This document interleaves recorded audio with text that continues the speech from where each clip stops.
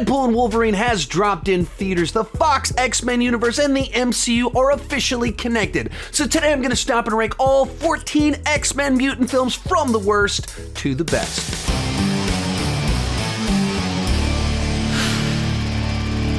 Hi, my name is Sean, and I love to talk about movies and TV way too much. With that in mind, go ahead and join me down below in the comment section. Share your ranking of all 14 X-Men, Deadpool, mutant films from the worst to the best. My list is not the right list, it's just my list, and I would love to see yours, and let's get started. In last place, X-Men Origins Wolverine.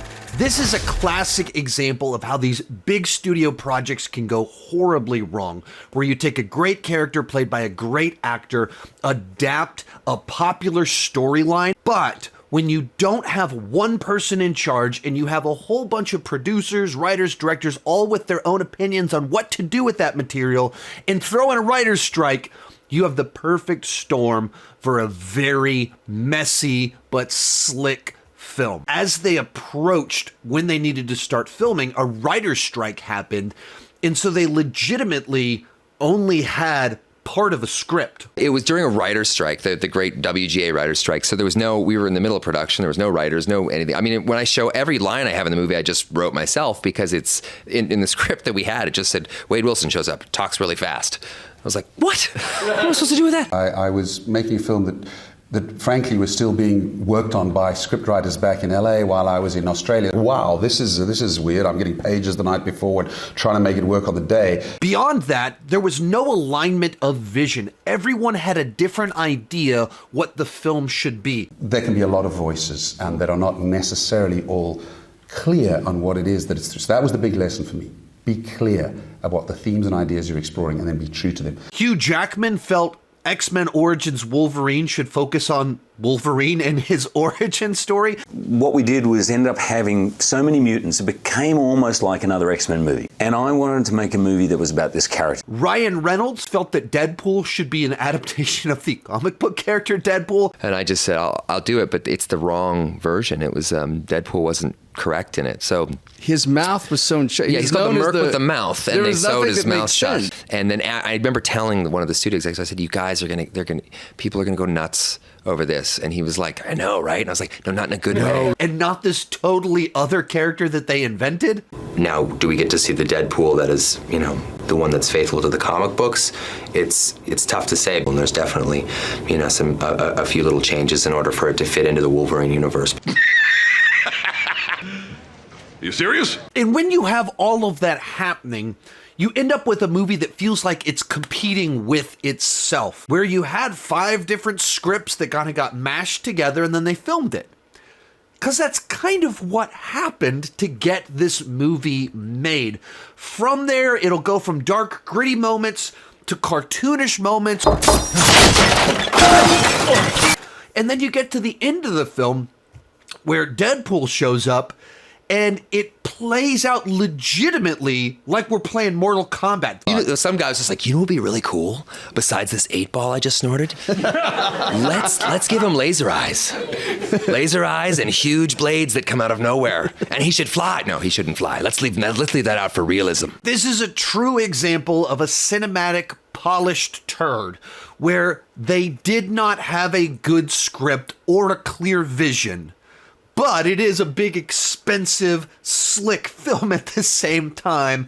I never want to begrudge the people I worked with. I never want to put a slight on them because when we did that film, like this film, we put in 150%. Nothing less than that. So if it doesn't work out in the end, often you don't know that till the movie's made. Number 13, X-Men Apocalypse. On paper, following up Days of Future Past with a storyline about Apocalypse seems like a great idea. You want to continue to go bigger and tell bolder stories, but you want to do something very different. Apocalypse is the right direction to go. But for some reason, they decided to just do a 2-year turnaround from Days of Future Past to Apocalypse, and that just didn't give them any time to develop the story and write the script. The reason that this one's almost at the very bottom of this list is because I find this to be the X-Men movie that's probably the most difficult to watch, simply because I don't think it's very good. and it's 2.5 hours long, so it just demands so much patience. And it's frustrating because there are things in here that are great. The intro plot line about Magneto and his family, I think it's pretty fantastic. But then he joins Apocalypse, and it's just like him floating in the sky with garbage all around him for 45 minutes of the movie. We get another Quicksilver sequence, but then we cut back to other plot lines. Beyond that, Apocalypse himself is boring, flat, and lazily written as a character. So much so that there's literally a moment in this movie where he touches a TV screen and goes, learning. Because he's learning. What are you doing? You can tell they wanted to tell this story with huge stakes featuring fan favorite characters and plot lines, but they simply couldn't figure out the compelling story to drive everything forward. So you just have this very long film where it feels like nothing happens, and then suddenly we're in the third act of the movie. Like Stryker kidnaps the X-Men, but it doesn't really have anything to do with the actual Apocalypse plot line. It just gives those characters something to do in the middle of the movie. It's a movie that has a lot of great moments. There's things that are really good, but the film overall is really difficult to sit through because it's so long and directionless. Coming in at number 12, X-Men: The Last Stand. A disappointing conclusion to the original X-Men trilogy that doesn't do justice to any of its major plot lines. So the movie is 15 minutes shy of 2 hours long, and it attempts to tackle The Cure, Magneto's Brotherhood of the Mutants, and the Phoenix Saga in one movie. And it's also a film that had a pretty troubled pre-production where Matthew Vaughn was hired to direct the film. He worked on it for a while, but then when he started to see the deadlines that the studio was putting in front of him to try and deliver the film, he didn't think he'd be able to deliver the film by those deadlines, but also... And I walked off X-Men, but there was a lot of lies. I just wasn't comfortable. I mean, total lies. I mean, it was so bad, I found a script called the Halle Berry draft, and I was like, wow, what is this? Are we doing this? And they're like, no, don't worry. Once she signed on, that's going in the bin. As soon as they said that to me, I was like, wow, if you're going to do that to an Oscar-winning actress, I'm off. So Brett Ratner was pulled in at the very end to shoot the script that they had, and he decided to focus in on the action. So while they had two different plot lines that were compelling, complex, and thematically rich enough to carry their own movie, he does them all in one film while focusing on the action rather than the compelling plots. Phoenix, one of the most celebrated, famous X-Men stories in all of the lore, that is this massive story that spans space, galaxies, all this different stuff, and they turned it into the B story in this movie. You know, what I learned from X-Men: The Last Stand was that to do the Dark Phoenix story properly, you really have to do the Dark Phoenix story. Meaning you can't have it be the background story of some other plot. It can't be the B story. So all of the characters, all of the plot lines feel like they're competing for the runtime. All of them feel underserved and like we're just rushing through plot points. Cyclops gets killed off and we shrug it off, move on, barely acknowledge it. The death of Charles Xavier gets a little bit more time, but not nearly enough. And even as you get to the final battle, on the one hand, you can tell it's really expensive. There's a massive cast there, but because of the way they shot it, it still feels really small. Despite having some great storylines in here in theory, and having some scenes that have theoretically very powerful moments, the movie never really delivers on its potential. Next up, Dark Phoenix, Fox and Simon Kinberg's second attempt at adapting the Dark Phoenix saga, and it is mildly better than the first attempt, mainly because they actually dedicated a full film to telling the story, but it is still a massive disappointment that does not do the source material any justice. This is another film with a deeply troubled pre-production, production, and post-production. This goes back to its origins. It was a hard movie because in its initial concept, it was meant to be a two-part film. And then it suddenly became a one-part movie for reasons that weren't of my doing. And then there was all sorts of changes in what villains would be involved.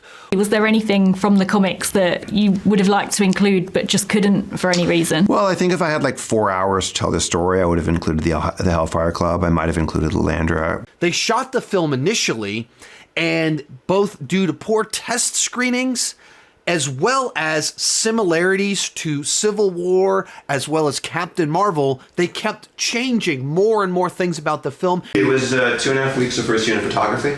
Mostly we focused on the third act. Changing the entire third act. I think my character changed a lot in the third act. Are we allowed to talk about this? I know it was like motion capture for me, right? You were like in your original form. Yeah. And then all of a sudden I was like, no, we want you to stay in the Chastain form. So I came back and... It's more aesthetically pleasing, I think. Darling.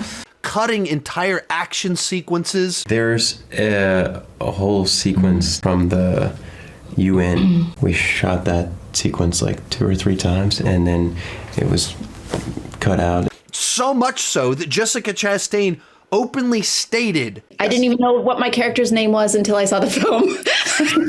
What? Turned out to be a very disappointing movie that didn't live up to anyone's expectations. On the positive side, Michael Fassbender is fantastic in all of these movies. Final train battle, which was done in reshoots, is surprisingly effective considering it was a last-minute addition. But most of the movie just kind of falls flat. Characters feel out of character. The other major problem is that the villains are unbelievably bland. Actually, entirely believably bland because they kept rewriting and changing the script. They were supposed to be Skrull, but then Captain Marvel used the Skrull, so they decided they needed to change that. And so they kept, in the writing process, in the reshoots, in the editing, fiddling away all the specificity of the villains, so you're just left with Jessica Chastain is an evil villain wandering around. It is one of the more focused X-Men movies. For that reason, I think it's more watchable than the bottom 3, but as a movie that's telling this iconic storyline, closing out a 20-year run of X-Men films, still a massive disappointment. Bringing us into the top 10, The New Mutants. Now, this movie is often the punching bag of the Fox X-Men universe, as it was the final release in that continuity. It even came out over a year after the Disney acquisition. But for me, I find this to be the most interesting of the bad X-Men films and has a little bit more to offer because it is so different, and that's why I have it ahead of the films lower on this list. But like so many of these films, it also had a very troubled production. With this film, the director always wanted to make a horror film set in the X-Men universe, and the studio was always kind of shying away from that. Well, it came out and showed there's big demand for horror films. And then they put out the first trailer for the film, and everyone was praising the horror elements of the movie. So the studio was like, actually, we changed our mind. We want you to go back, do a bunch of reshoots, and add back in more and more horror elements. But the Disney-Fox acquisition took place. We had about a year plus of limbo where the Fox-Disney merger was happening, where literally nothing happened with the movie at all. Well, Disney never did the reshoots. The movie has changed since then.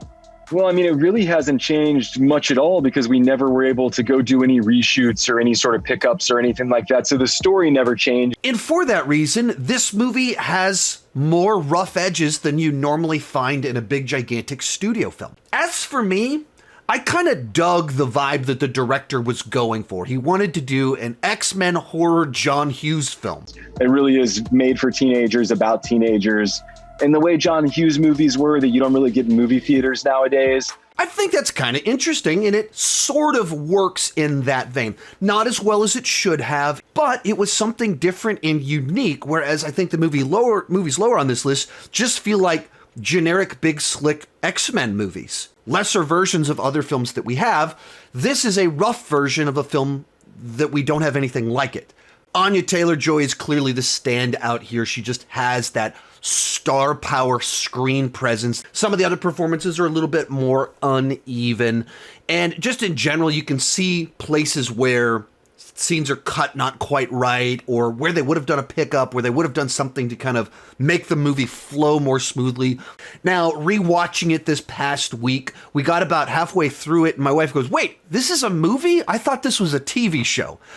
And I think that's one of the biggest and another one of these huge criticisms of the film is that there are some big set pieces, but generally speaking, it feels very small. Would have been very interested to see what if from the very beginning they let Josh Boone, the director, run with his idea of making a proper horror film in this world of mutants. I think there would have been something that was better regarded.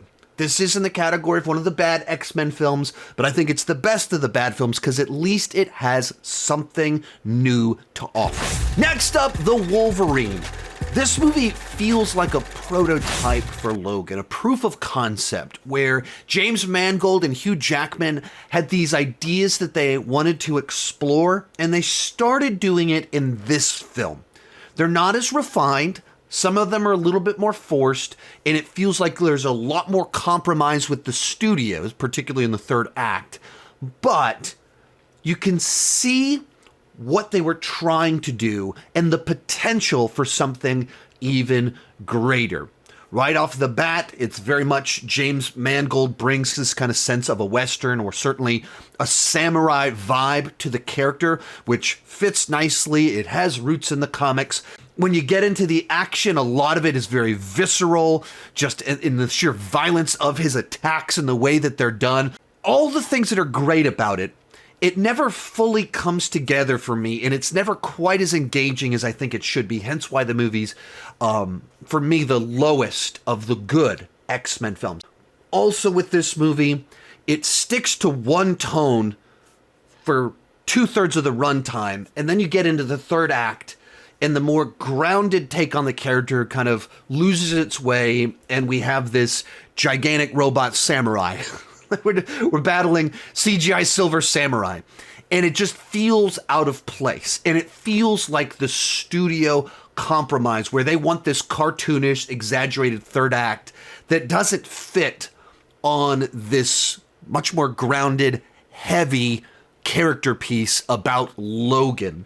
And so it kind of just ends on a bad note. I wasn't engaged during the heart of it as much as I wanted to, and then it ends on a negative note. It's a solid Wolverine film, massive improvement over X-Men Origins Wolverine that has a lot of good ideas, action, tone, vibe, but also some compromise, and they hadn't quite ironed out all the kinks. And by making this film, I think they figured out how to make their masterpiece Logan. Number 8, Deadpool 2. This movie goes for it. It throws every joke, idea, plot line it can think of right at the audience. And that can make for a very entertaining film, but also a very overstuffed film. You've got the tragedy, you've got the X-Man story, you've got a prison break story, you've got X-Force, you've got an evil school. Oh yeah, and the movie's about Cable and time travel at the exact same time. I don't have a problem with any of these particular plot lines, but when there's so many of them in a movie that's also a comedy and an action film, none of them are properly fleshed out. In particular, in the first half of the film, it feels like it's just stacking subplot on top of subplot on top of subplot on top of subplot. And then in the back half, it starts to pull them together into an actual single plot line. This is another movie that was a victim of too quick of a turnaround. Much like X-Men Apocalypse had a 2-year turnaround, this movie had a 2-year and 3-month turnaround.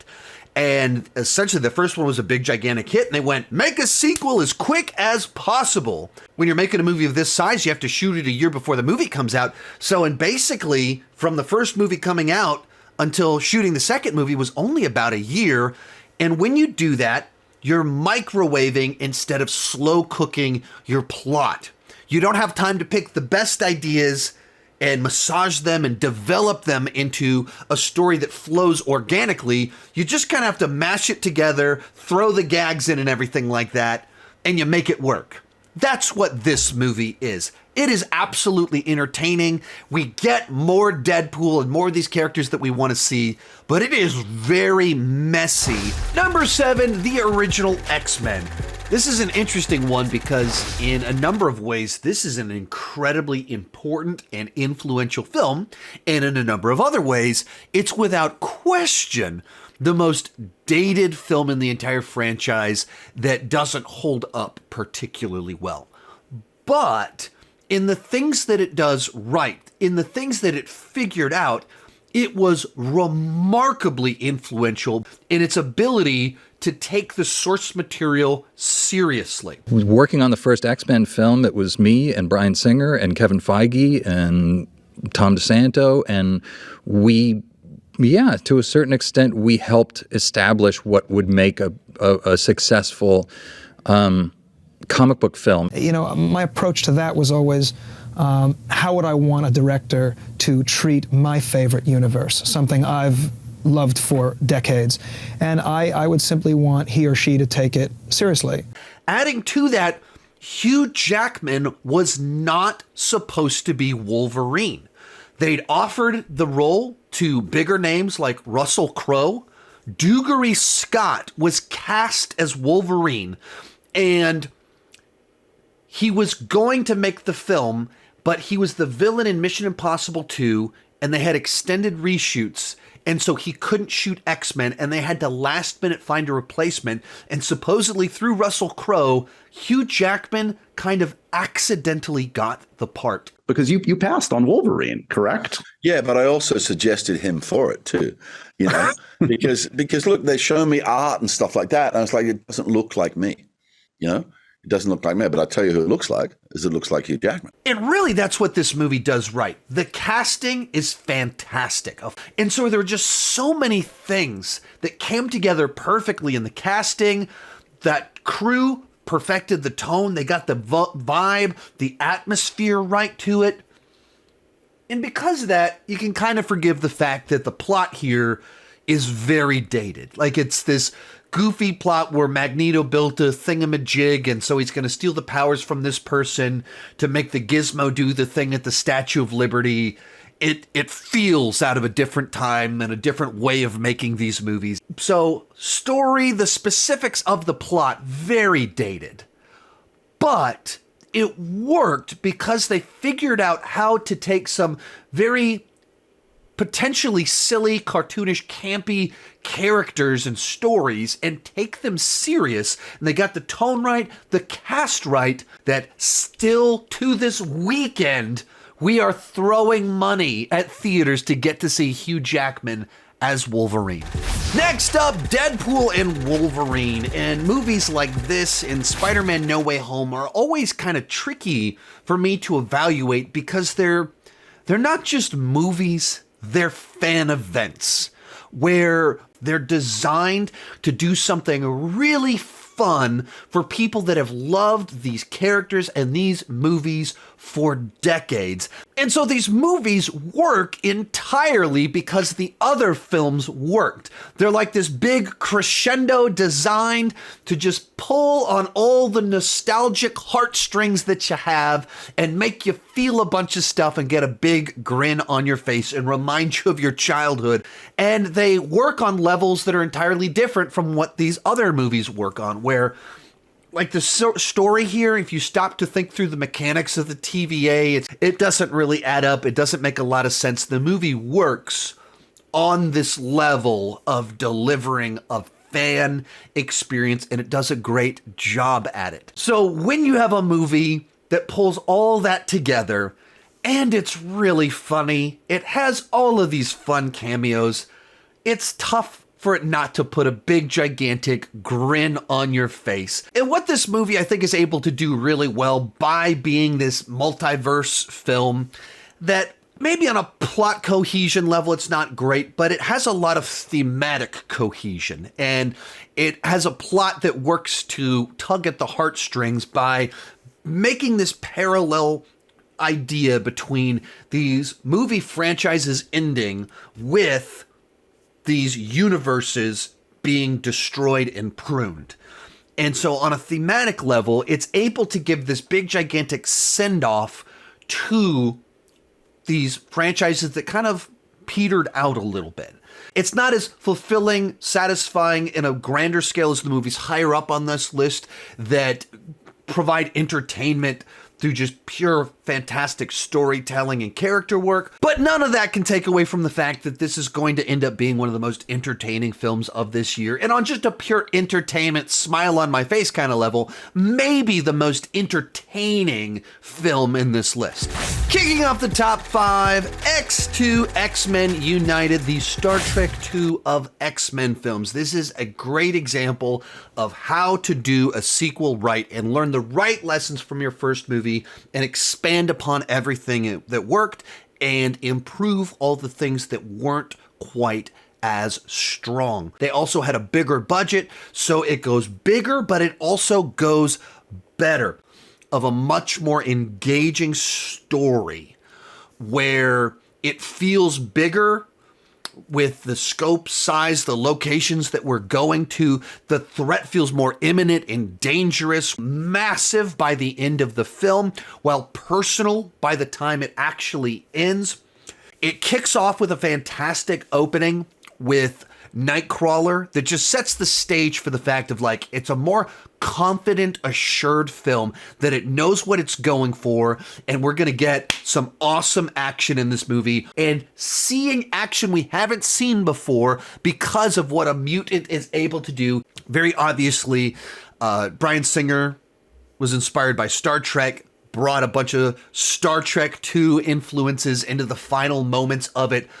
Not just in the idea of a main character sacrificing themselves, but also in the way that it does voiceover in the final moments, leading up to the music swelling and a little tease in the final shot. All of that is straight out of Star Trek II, The Wrath of Khan, which if you're going to steal from the best, this is a great example of how a multi-layered story with an ensemble cast and still have it be jam-packed with action.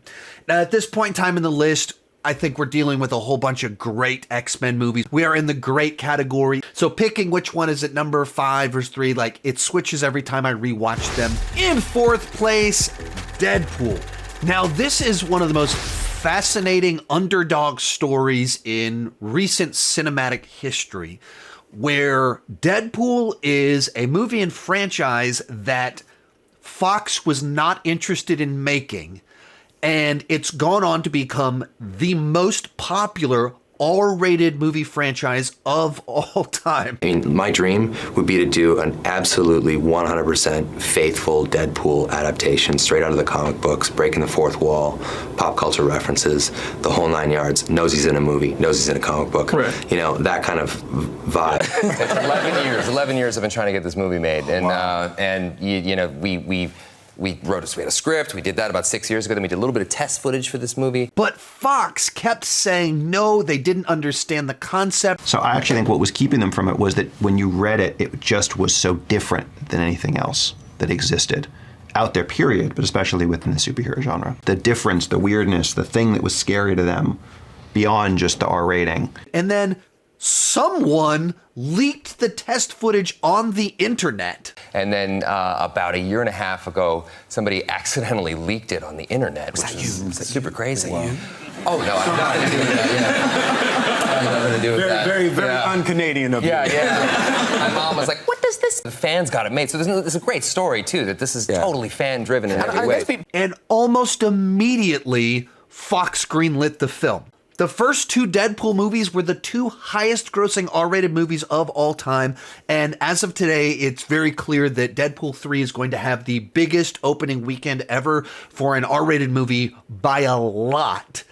But even when they did greenlight the film, Fox still wasn't sure how well it would do, so it was given kind of a bare minimum budget to try and pull it off. It was the best thing that ever happened to us is that they made us make this movie against all odds.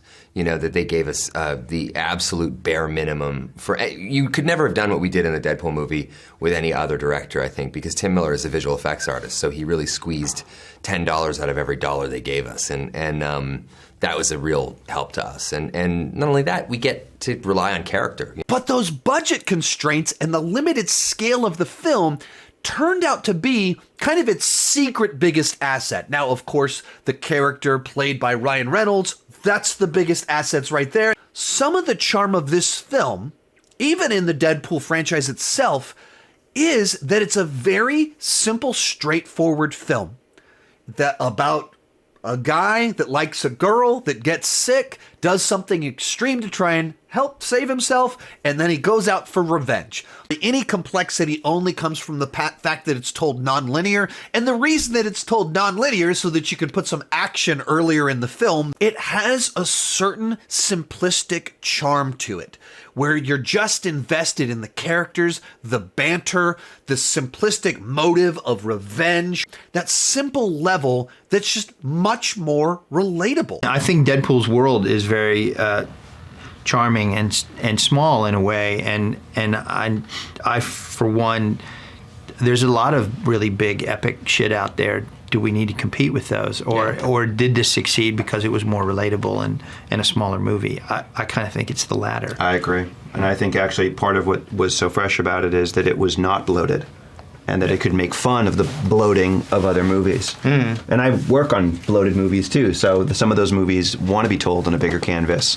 But this one felt, I think, gritty and authentic, partly because it was not a $200 million movie. In a context where the X-Men movies were just getting bigger and bigger and more overblown and bloated, same with so many other blockbusters, and then in the middle of it, you get Deadpool.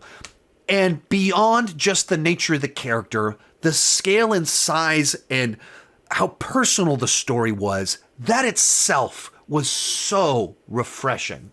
Real quick before I give you my top 3, remember to share your ranking down below in the comment section. Also, I'm going to pin a comment with all of my X-Men movie reviews, and I've actually clipped out some segments of this with longer portions since I had more than I could say in the ranking video. So if you want to hear my full thoughts on some of these movies and my original reviews or more recent takes on them, you can look at those videos down in the pinned comment, and I do plan on doing more X-Men related rankings and videos over the next few days, including a Hot Takes and Hot Wings, a live event that I did where me and my buddy Andy ate hot wings while reacting to your hot takes. It was Marvel themed. We took a whole bunch of X-Men related questions, so it was a ton of fun. Marvel needs to be sold to Elon Musk or someone that will allow artists to tell stories and flourish and not be infected by activists. And we're talking about it as which is the worst? What has Disney done to these franchises that I love? Steve Rogers should have passed the Captain America mantle on to Bucky. Agreed. Bucky is a war criminal. Iron Man is overrated. And I would say that Ragnarok does do a balance of the funny and the serious, where it can be heartfelt, and it makes me care about Odin and the destruction of everything in the Rainbow Road, Thor and all of his struggles, losing his hammer, but realizing his own value in himself. Okay, that's good. Coming in third place, X-Men Days of Future Past, and I believe this is the movie that moved up on this list the most. And I think some of that is this one hit harder this time for me. In an era where multiverse, cameos, variants have become standard place and even the basis for doing Deadpool and Wolverine, Days of Future Past, in its own way, did it first, and in a lot of ways had a better explanation for how they did it and why they did it. In the case of this movie, this is kind of the Terminator of X-Men movies, where it kicks off and you're seeing this post-apocalyptic world with robots flying all around destroying things, and there's the freedom fighters battling against them. Straight out of the first 2 Terminator movies, and then it's a time travel film trying to fix all of that, all while finding a way to bridge the franchises in a way that's very satisfying, where you're able to give a send-off to the classic X-Men from the original trilogy, in particular with Patrick Stewart and Sir Ian McKellen interacting against each other and seeing their friendship reunited, contrasted with their friendship at its lowest point. It's very emotionally potent. And so a movie that's able to cover a lot of ground and work on a lot of different levels, where if you like time travel movies like me, that's cool. If you like post-apocalyptic movies like me, you've got that. It's also a period piece movie that does a little bit of historic fiction in there. And then just as our X-Men movie, you get some great standout sequences like the Quicksilver run that was so popular that they, did another one in Apocalypse. But the thing that probably makes this movie resonate with a lot of people, it's not just the variants, time travel, all that stuff. It's that its core, it's very emotionally potent. You're seeing a broken Charles Xavier that has to choose to sacrifice certain things that he wants in order for what the world needs, for him to be who he needs to be. He needs to hope again, to help others hope again, to save the future. And there's something to that that's very resonant, in particular when you're able to see the future and the ramifications of all of this. So just a very well-rounded film that works on a lot of different levels. Our runner-up, X-Men First Class, the 60s spy movie of X-Men films.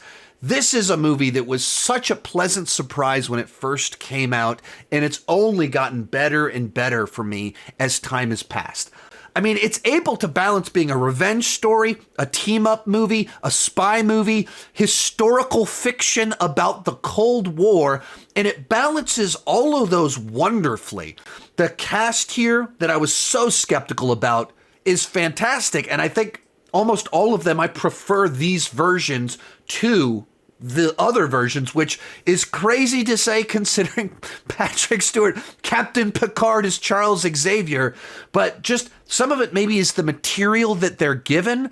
There's just so much emotional weight that they're able to bring to it, in particular with Fassbender, who is just a powerhouse as Magneto. Another thing about this movie that just elevates it for me is it has a very distinct style to it. You do. Honestly, First Class, I think, is my favorite of the X-Men film, what you guys did with it.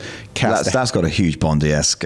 Absolutely. I mean, Matthew Vaughn has always been fond of these spy movies and from different eras, but he brings that sense of style and a period piece element to an X-Men movie, so it just has a unique vibe to it.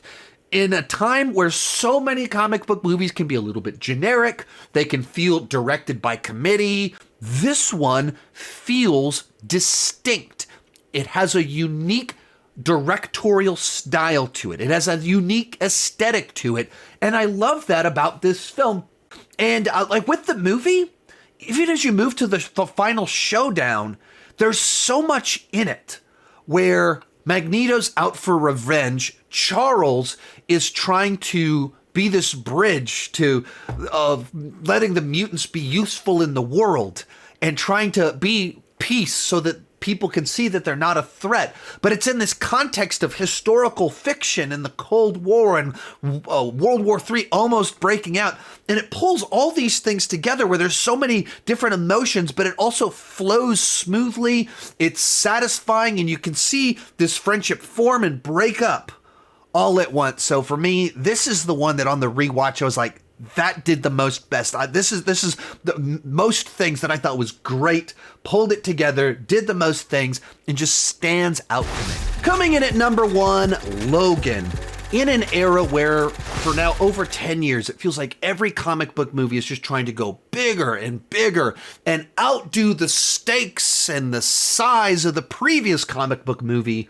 In the midst of all of that, you get Logan, which is probably the darkest and most thematically rich film in the entire X-Men continuity, but also just one of the darkest and most thematically rich comic book movies of all time. It's a story about death, regret, redemption, and that's exactly what makes it so good.